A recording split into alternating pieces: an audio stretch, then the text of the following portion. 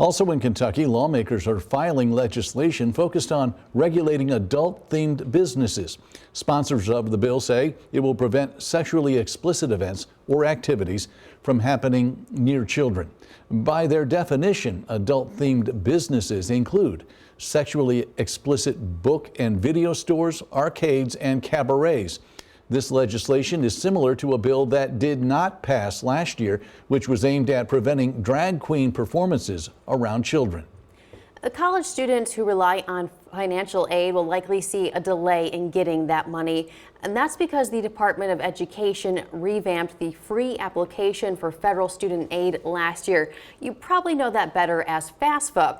Well, it had to be updated again this month to include inflation data. And that freed up an additional $1.8 billion in financial aid, but it also delayed processing. The Department of Education told colleges not to expect data until the first half of March. That's usually about when students hear a decision on their aid. The Illinois Board of Elections decided today President Biden and former President Trump will both remain on the ballot. The board voted unanimously to dismiss challenges to remove those candidates. Board members unanimously agreed they don't have the authority to decide for the people. The ruling comes just 1 week before the Supreme Court's hearings on whether former President Trump can be disqualified from the Colorado and Maine ballots for his role in the January 6th Capitol riot.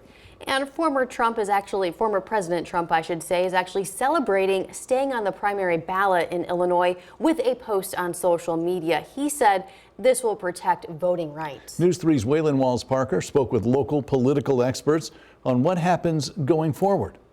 Officials with the Illinois Election Board declined to remove Donald Trump from the state's primary ballot. John Shaw with the Paul Simon Public Policy Institute says that decision is outside their expertise. They know it's going to be resolved by legal entities, whether it's the Illinois Supreme Court or the U.S. Supreme Court.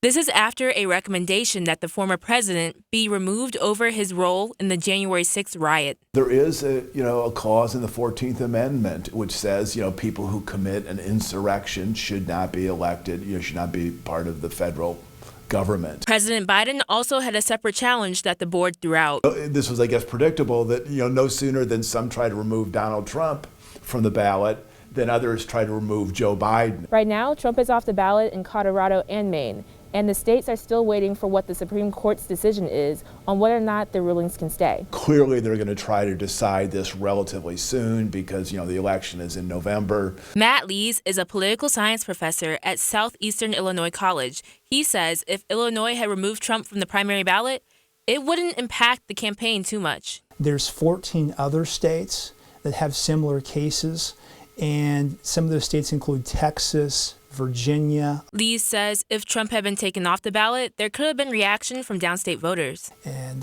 they feel as if their voice is effectively through legal maneuvering, their voice is being diminished. Waylon Walls-Parker, News 3. Illinois Governor J.B. Pritzker is teaming up with Google Public Sector. They launched a new online care portal for children in Illinois. The portal is called Beacon. It's under the Transformation Initiative Plan. That plan actually comes in response to the behavioral health crisis among Illinois youth. Beacon aims to centralize the mental health resources of 5 state agencies. By doing so, it helps remove barriers some people face when trying to get help. New at 10, you're invited to provide feedback on the safety of Paducah's roundabouts. That survey is being conducted by Western Kentucky University on behalf of the Kentucky Transportation Cabinet.